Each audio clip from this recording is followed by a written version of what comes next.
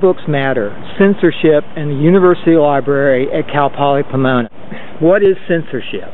The simplest explanation of censorship here at Cal Poly Pomona is preventing students from accessing information. Is what is going on here at the Cal Poly Pomona University Library censorship?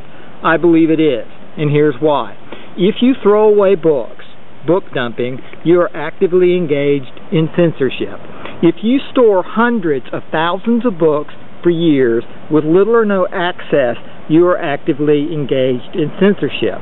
If you don't purchase new and fresh books, if you deny students access to new thinking, you are engaged in censorship.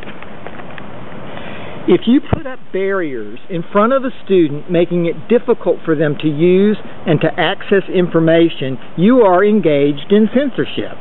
If you don't take care of your print collection and let it become damaged or unusable, you are engaged in censorship. If you move towards a system of charging students for information, as we are doing in the CSU system, you are engaged in censorship. If you decide that only certain types of information, formats of information, should be available to students, you are engaged in censorship. If you put policies in place that diminish the usefulness of your collection, you are engaged in censorship. If you don't support and provide technology to make access to different outmoded formats of information available to your students, you are engaged in censorship. If you build a new library that promotes and emphasizes low-fat lattes rather than print collections and scholarships, you are engaged in censorship.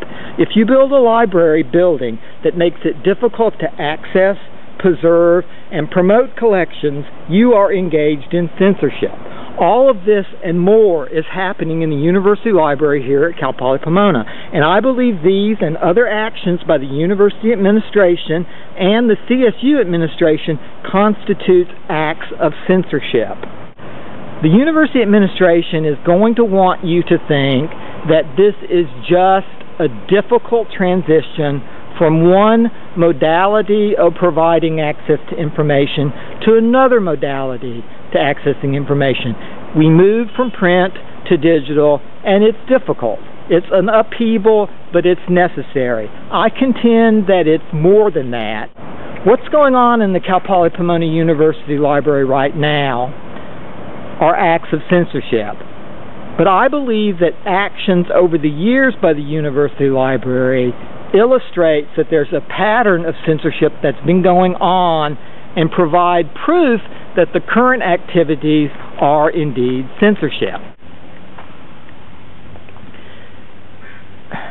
Censorship can happen slowly and quietly.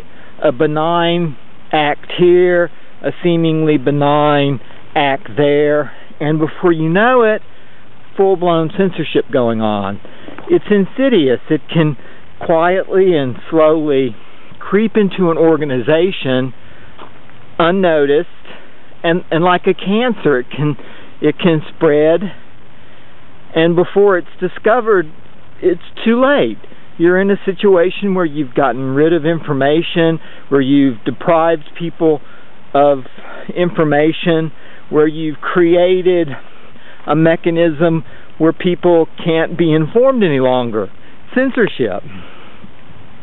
It's like this fog behind me. It quietly creeps in on little cat's feet, and it engulfs